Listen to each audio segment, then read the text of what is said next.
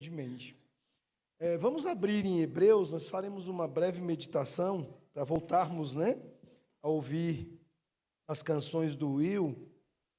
Em Hebreus, capítulo 13, nós seremos breve mesmo, e só mesmo para já introduzir, preparar os irmãos para o sermão do culto de manhã, que será na sequência desse texto. Nós leremos no capítulo 13 de Hebreus, os versículos de 1 a 6, e amanhã, pela manhã, os irmãos ouvirão as exposições dos versículos de 7 a 19. O autor aos Hebreus aqui, que eu sou daqueles que acreditam que foi Paulo que escreveu, ele está fechando o livro. Esse livro, ele foi escrito para uma igreja de comunidade hebraica, uma igreja que eram crentes judeus que haviam se convertido ao cristianismo, e que estavam sofrendo duras, terríveis perseguições. E por conta dessas perseguições, dessas duras tribulações, alguns estavam cogitando voltar ao judaísmo. Então, o autor ele escreve esse livro para pastorear o coração deles. O livro de Hebreus é um grande sermão. É um sermão daqueles que sacodem, que seguram os nossos ombros e nos sacodem. E em todo o livro ele diz e ele repete: Jesus é melhor. Não cogitem voltar, perseverem, não desistam. Pela fé, continuem confiando no Senhor Jesus. E então ele agora termina o livro. E ele já havia tratado sobre algumas questões ligadas a eles estarem juntos, a eles serem uma família estendida da fé, a famílias estarem reunidas como igreja, congregando. E vocês se lembram da famosa citação do capítulo 10, principalmente quando a igreja está se esvaziando nos cultos, os pastores exortam os crentes dizendo: olha, não deixeis de congregar, como é costume de alguns. Esse versículo normalmente é mal entendido, porque ele é entendido apenas como está no culto. Só que quando ele diz não deixeis-vos de congregar, ele não está falando apenas de, olha, não deixeis de vir ao culto. Não deixeis de ter vida comunitária. Não deixeis de vos tratar como família. Vocês são família, vocês precisam estar juntos, senão vocês não vão perseverar. Uma das chaves para que eles perseverassem e se mantivessem em Cristo era estar juntos. E então ele abre a sessão final do sermão, o último momento do sermão, capítulo 13, exortando-os mais uma vez sobre a necessidade de que eles se amassem e estivessem juntos. E o texto diz assim: seja constante o amor fraternal. Não negligencieis a hospitalidade, pois alguns, praticando-a, sem o saber, acolheram anjos. Lembrai-vos dos encarcerados, como se preso com eles, dos que sofrem maus tratos, como se, com efeito, vós mesmos em pessoa fosseis os maltratados. Digno de honra entre todos seja o matrimônio, bem como o leito sem mácula, porque Deus julgará os impuros e adúlteros. Seja a vossa vida sem avareza, contentai-vos com as coisas que tendes, porque Ele tem dito: de maneira alguma te deixarei, nunca, jamais te abandonarei. Assim, afirmemos confiadamente: o Senhor é meu auxílio, não temerei. Quem poderá fazer o homem? Vamos orar, queridos. Senhor nosso Deus e nosso Pai, ó Deus, nesse momento em que nós estaremos dando algumas explicações e fazendo algumas aplicações com os teus filhos e filhas nesse momento, nós te rogamos, ó Pai, que o teu Santo Espírito, ó Deus, poderosamente, Ele aplique aos corações deles a tua palavra, os edifique, ó Deus, os corrija, mas sobretudo, ó Deus, que Ele os encha de esperança, a esperança da glória do Senhor Jesus. Ao que nós pedimos no nome de Jesus, amém, Senhor. Meus irmãos, então, o pregador está aqui, no final do seu sermão, querendo animar esses irmãos quanto à necessidade deles de perseverarem, de irem até o fim com Jesus. E então ele faz uma aplicação quanto a alguns deveres, quanto a algumas coisas que eles precisam fazer. E essas coisas nós podemos resumir a duas coisas. Eles precisam amar. Vocês já viram em outras partes das Escrituras que o amor é a base de tudo. O apóstolo Paulo, por exemplo, quando está corrigindo a problemática igreja de Corinto, ele fala sobre os dons e sobre a questão da necessidade deles compreenderem, por exemplo, no capítulo 12 de 1 Coríntios, a inserção, o papel, o lugar deles no corpo de Cristo. E depois ele faz um capítulo magnífico no capítulo 13, falando sobre a excelência do amor. Para deixar claro que todas aquelas coisas, elas de fato só seriam possíveis por causa do amor. E aqui o autor também está querendo que a igreja compreenda a mesma coisa. Olha, vocês precisam amar, porque sem o amor vocês não vão conseguir. E de maneira muito prática ele está dizendo que esse amor precisa ser visto de duas formas. A primeira é amei-vos, amai-vos, se amem, que haja amor entre vós, que vocês sejam de fato uma família, que vocês sejam uma comunidade, que o amor fraternal seja constante, seja presente, seja contínuo, esteja em tudo que vocês façam. Tudo que vocês estiverem fazendo, que o amor seja visto, e ele destaca algumas coisas nas quais o amor precisava ser visto. Ele diz no verso 2: não negligencieis a hospitalidade, pois alguns, praticando-a sem o saber, acolheram anjos. Ele diz que você precisa abrir a porta da sua casa para os seus irmãos. A ideia aqui, ela envolve dois movimentos. O primeiro é o de abrir para receber. E, obviamente, o segundo é que alguém precisa ir. Você também tem que, em diversos momentos, ir até a casa do seu irmão, até a vida do seu irmão. A ideia de hospitalidade aqui não é apenas de receber na sua casa para um jantar, não é apenas acolher a pessoa para passar uma noite, hospedar um irmão de outra cidade ou de outro lugar na sua casa. A ideia aqui é de você abrir a sua vida para acolher, para receber seus irmãos. E ele diz, dando encorajamento a estes irmãos, que alguns, quando fizeram isso, foram tão grandemente impactados que acolheram anjos. Para dar uma ideia de que, olha, você pode se surpreender com aqueles que você eventualmente receber na sua vida. Para aqueles que você acolher em sua vida, eles podem ser surpreendentes para você. Então, muitas vezes, nós não damos muita coisa para a hospitalidade. Tem um livro recém-traduzido, da Rosária Butterfield, pela editora Monergismo, As Chaves da Hospitalidade. Quem já conhece essa autora já se encantou, já chorou muito, lendo Pensamentos Secretos de uma Convertida Improvável. Eu recomendo fortemente que você leia também o que ela fala sobre hospitalidade. Rosária Butterfield, a Rosária, ela era uma militante LGBT acadêmica, ela fazia parte de uma academia e ela experimentava tanto amor quanto ódio em grandes doses. E no Pensamentos Secretos ela descreve a maneira como a hospitalidade atingiu a vida dela. Um pastor lhe escreveu uma carta, dentre as muitas que ela recebia, e ela sempre categorizava as cartas entre amor e ódio, porque eram pessoas que ou batiam nela, ou pessoas que eram seus fãs, que as aclamavam. Então, ela disse que a carta desse pastor ficou numa categoria indefinida, porque havia muito amor, mas também havia preocupação por ela, havia um certo ar de repreensão. E ela disse que resolveu conhecer esse pastor, e o pastor abriu a casa dele para ela por 2 anos. Hoje, o final da história é que ela é esposa de pastor e uma das mulheres mais atuantes no meio cristão. Vale a pena ver, ler, ouvir tudo de Rosária Butterfield. Por causa da hospitalidade, essas coisas aconteceram. Por causa da hospitalidade, alguns acolheram anjos. Então, ame, abra a sua vida para pessoas. Abra sua casa para pessoas, mas não apenas a sua casa, mas abra seu coração para as pessoas. É isso que o autor quer que você faça.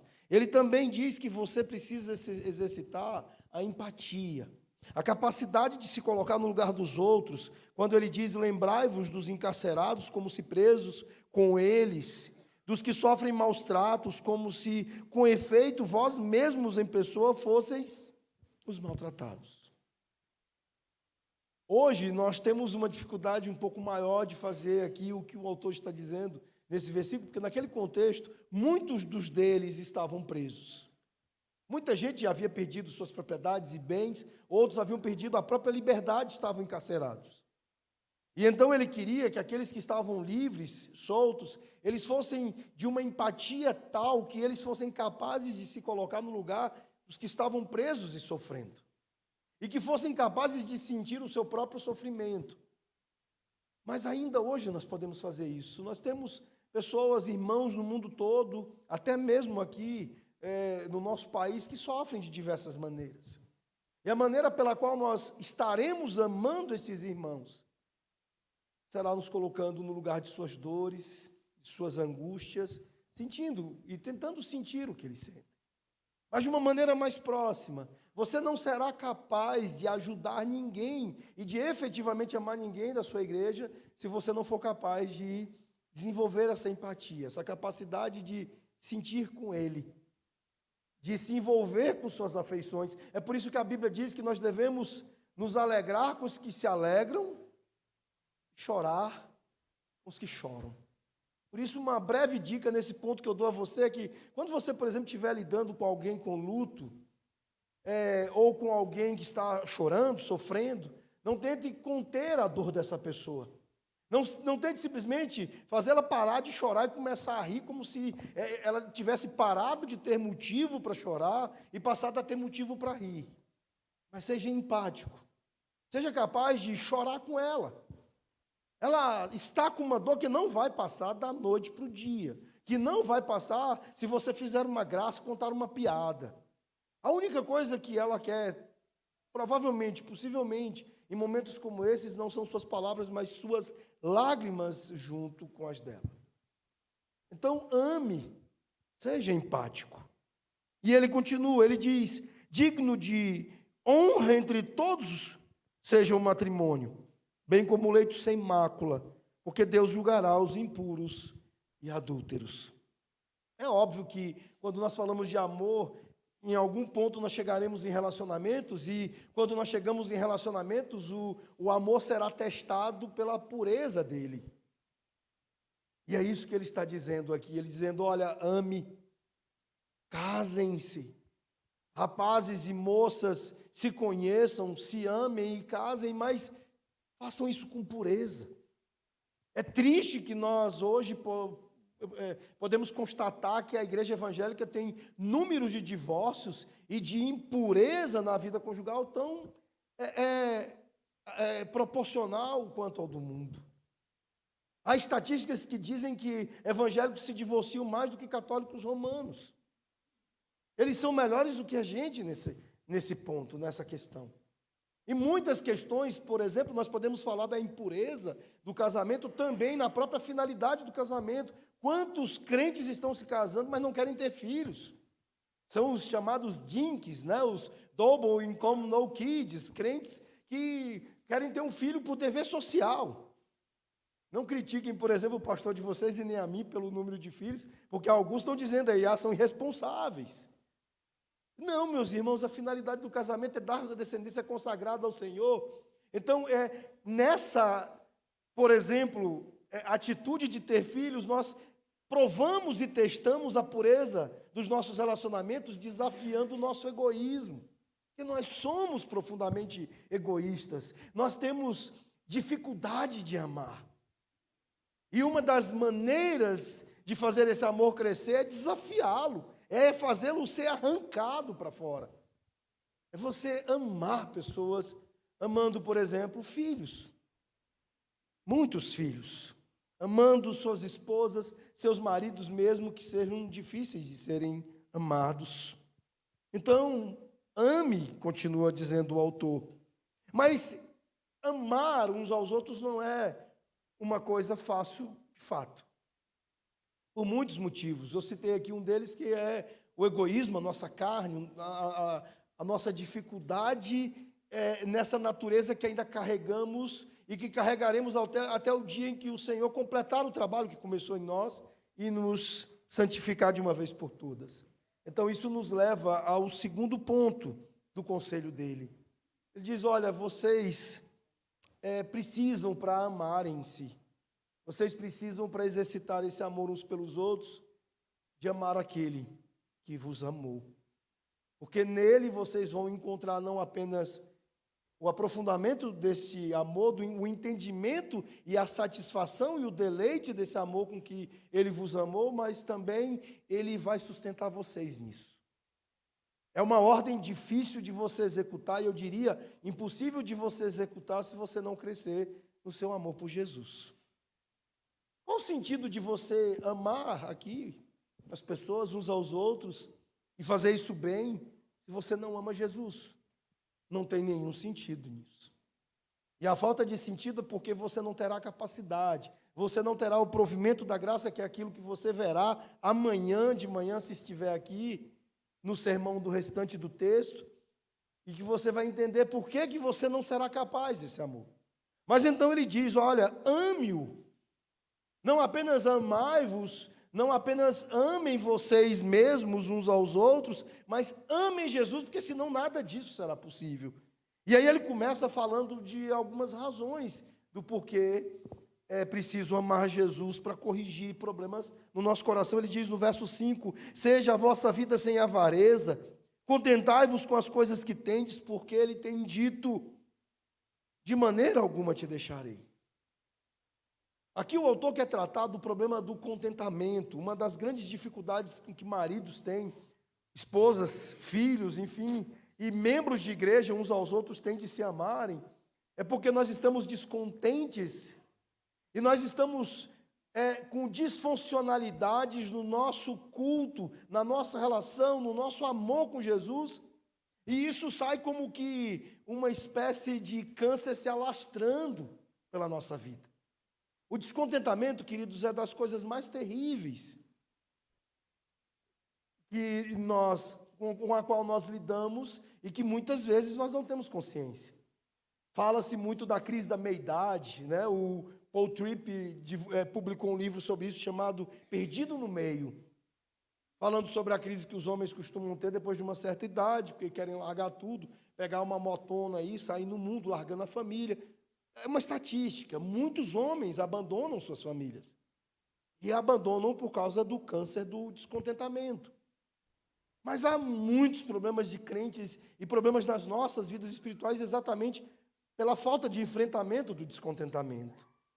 Mas a maneira mais crua e radical de lidar com o descontentamento é a maneira com que o autor está lidando aqui. Ele diz: olha, seja a vossa vida sem avareza, contentai-vos com as coisas que tendes. Ele está pegando algo que está lá também quando o Evangelho diz que não podeis servir a dois senhores. No sentido claro de que o descontentamento ele é apenas um sintoma de um problema chamado idolatria. Você está deixando de amar Jesus. E você ama demais uma coisa que você acha que é o seu Deus, mas não é o seu Deus. E essa coisa não te entrega o que você espera. E por isso você está descontente. Por exemplo, homens. Por que homens muitos estão descontentes? Porque no seu trabalho eles queriam uma promoção que não veio ainda. Ou eles tinham uma expectativa lá atrás, quando eram jovens, de que quando chegassem aos 30 anos, eles ganhariam o seu primeiro milhão, eles estariam ricos, estariam felizes e contentes. Isso é o Deus deles. E o autor está dizendo: olha, não seja assim, não seja avarento, não seja uma pessoa que cobiça o dinheiro, que adora o dinheiro, ou que adora as realizações que esse mundo proporciona, mas ame Jesus. Porque em Cristo você estará contente, satisfeito, em deleite, e isso vai fazer com que você seja uma pessoa capaz de amar os outros. Ele diz que em Cristo nós temos Deleite e contentamento, porque nele nós temos uma promessa segura de que de maneira alguma te deixarei, nunca, jamais te abandonarei. Teu trabalho pode te abandonar e vai te abandonar. Pessoas farão isso com você. Mesmo pessoas crentes vão fazer isso com você. Por isso que elas são para serem amadas, serem seus irmãos, mas não serem seus ídolos. Esposas, elas são um presente de Deus, elas são uma bênção de Deus, mas não é para serem ídolos na nossa vida. Maridos também não, filhos também não. Os nossos filhos, eles não podem, não devem carregar esse fardo, esse peso. Então, amem Jesus. E aí ele conclui a sua exortação dizendo: o Senhor é o meu auxílio, não temerei. Essa é a afirmação que ele diz, confiada daquele que ama Jesus. E essa pessoa é a pessoa que está pronta para amar os outros. É a pessoa que está pronta para amar a seus irmãos aqui na Igreja Presbiteriana de Alexânia, amar seus irmãos em todos os lugares, amar a sua família, amar a sua esposa, viver o seu casamento. Aquele que confia no Senhor, ama o Senhor e diz: Ele é meu auxílio, eu não temerei. E essa mesma pessoa está tão segura de que o mundo não lhe será por ameaça, pela força do Senhor que tem, que ele diz que me poderá fazer o homem. Então, meus queridos, meus irmãos, nesta noite, é essa reflexão que eu deixo para vocês. Perseverem, não desistam, vão até o fim. Igreja Presbiteriana de Alexânia, vocês têm mais anos até que o Senhor Jesus volte.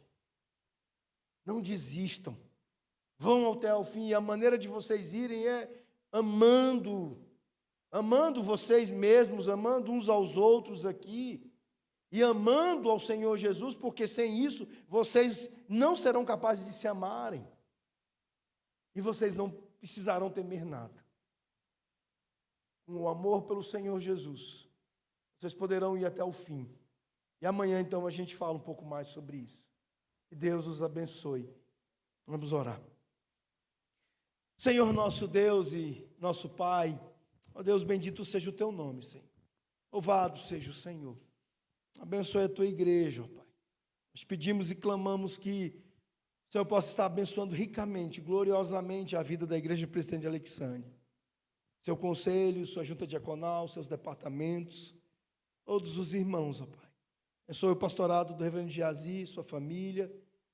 Ó Deus, em todas as coisas, abençoe os teus filhos. Pedimos também pelo Will, por sua família. Ó Deus, e por toda a nossa igreja, pelo teu povo. É o que nós clamamos no nome de Jesus. Amém, Senhor.